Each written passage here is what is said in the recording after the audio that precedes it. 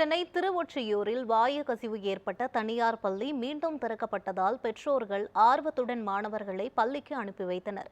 அப்படி என்ன நடந்தது பள்ளியில் பார்க்கலாம் இந்த செய்தி தொகுப்பில். மகிழ்ச்சியுடன் பள்ளிக்கூடத்தினுள் குதூகலிக்கும் இவர்கள் திருவொற்றியூர் விக்டரி மெட்ரிகுலேஷன் பள்ளி மாணாக்கர்கள். கடந்த 25 மற்றும் 4ஆம் தேதி என 2 நாட்கள் இந்த பள்ளிதான் அனைத்து ஊடகங்களின் தலைப்புச் செய்தியாக மாறியது. வாயு கசிவு சர்ச்சைதான் இதற்கு காரணம். வழக்கம் போல பள்ளிக்கு துள்ளி குதித்து ஓடிய மாணாக்கர்கள் பள்ளி இடைவெளியின் பொழுது மயக்கம், மூச்சு திணறலுக்கு ஆளாகி அவதி அடைந்தனர். துரிதமாக ஆய்வுகளை மேற்கொண்ட அதிகாரிகள் ஒரு பக்கம் மாணாக்கர்களுக்கு முதலுதவி சிகிச்சையும், மற்றொரு புறம் பள்ளியில் ஏற்பட்ட வாயு கசிவை தடுக்கும் போர்க்கால நடவடிக்கையையும் முடுக்கிவிட்டனர். பிள்ளைகளை கொண்டு போய் இன் டைம்ல மருத்துவ, அதாவது பள்ளி நிர்வாகமே சேர்த்திருக்காங்க.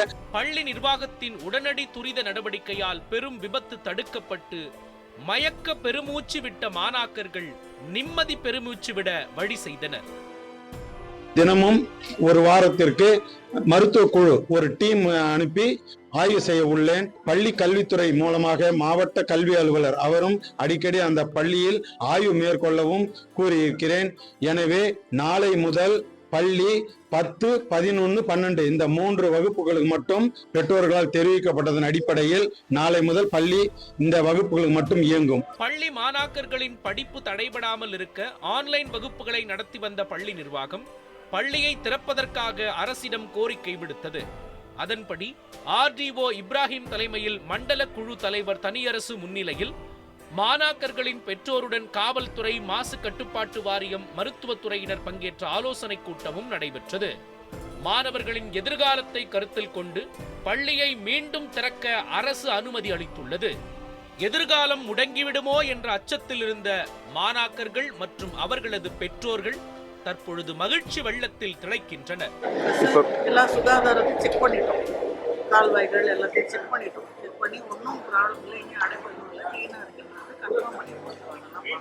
சானிட்டரி ஆஃபீஸர் வராங்க, ஹெல்த் ஆஃபீஸர் வராங்க, அவங்களாம் கன்ஃபார்ம் பண்ணிடுறாங்க. வாயு கசிவு ஏற்பட்டது முதல் பள்ளியை மீண்டும் திறந்தது வரை பள்ளி நிர்வாகத்தின் நடவடிக்கையையும் அதிகாரிகளின் பொறுப்புமிக்க பணியையும் பெற்றோர்கள் பாராட்டியுள்ளனர். ஸ்கூல் நிர்வாகமே சப்போர்ட் பண்ணனால நாங்களும் பிரின்சிபலுக்கு சப்போர்ட் பண்றோம். நம்பி பிள்ளைகளை அனுப்பிச்சிருக்கோம், அவங்க பார்த்து அனுப்பிச்சிடுவாங்க. தயவு செய்து 10% +2 மாணவர்கள் மட்டும் எக்ஸ்ட்ரா கிளாஸ் வைங்க, நாங்கள் ரெக்வெஸ்டா கேட்டுக்கோம். ஏன்னா நீ 3 மாசம் தான் எக்ஸாம், அதோட ஃபியூச்சரை நம்பி நாங்கள் கேட்போம். அதை நீங்க தயவு செய்து மீடியால போட்டு அந்த பிள்ளைங்களை படிக்க வந்து அதிகரிங்க. ஸ்கூல்ல எந்த ப்ராப்ளம் இல்லை, ஸ்கூல் திறக்கலாம், எல்லாம் மாசு கட்டுப்பாடு வரையெல்லாம் நல்லபடியா எல்லாம் கிளியர் ஆகிட்டுன்னு சொல்றாங்க. போலீஸ் தரப்பெல்லாம் ஓப்பன் பண்ணாங்க. அதெல்லாம் நாங்கள் பசங்களை இங்கே அனுப்பிச்சிருக்கோம். இருந்தாலும் போலீஸ், மருத்துவர்கள் எல்லாம் பாதுகாப்பாக கேட்டில் இருக்காங்க.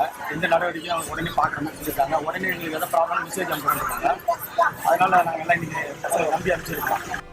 இருப்பினும் கூட எதிர்காலத்தில் இது போன்ற சம்பவங்கள் நடக்காமல் இருக்க முன்னெச்சரிக்கையுடன் இருக்க வேண்டும் என்பதே அனைவரின் எதிர்பார்ப்பு.